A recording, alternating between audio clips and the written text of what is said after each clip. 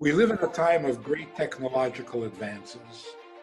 We live in a time where we believe almost blindly, almost religiously, in the powers of science and scientists, experts, doctors, and yet we are suddenly finding ourselves without a solution, without a clue. We don't know what we're dealing with. We don't know how to respond. We don't know how to control it. We don't even know what it is. And it's very good for the soul to be reminded that we have not mastered the universe. We have not conquered nature. We still have a long way to go for that.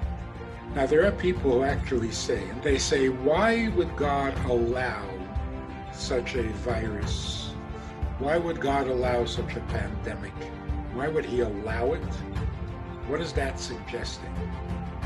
It's as if some things happen and God intervenes, but then there are other things that happen and God doesn't intervene. Nothing happens unless God makes it happen. Everything that happens for a divine purpose and a divine reason. Otherwise, it cannot happen. Everything we're going to experience is going to be divinely orchestrated for our benefit. The world is shutting down all its practices. What is our schedule made of? We go here, we go there, we do a little of this and we do a little of that, and then we come home and we've had it. All of a sudden, without anyone saying a word, no theater, no partying, no traveling, no going anywhere. All our habits have now been canceled. We have been freed and liberated from our Mitzrayim. We are so caught up in these things that we actually started to believe that that's what life is about. Life is about going to school, going to work, going to parties, going to a theater, going for some entertainment, going for some shopping. That's life. Now we're seeing it's not. This is a very good thing.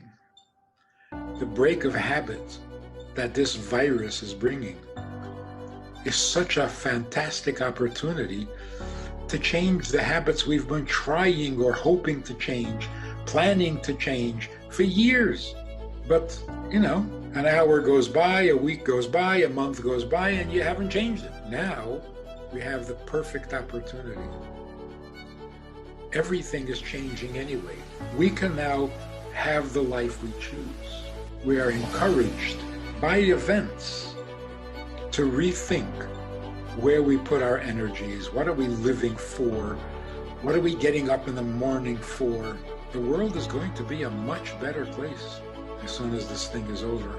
That is really a pre-Pesach message.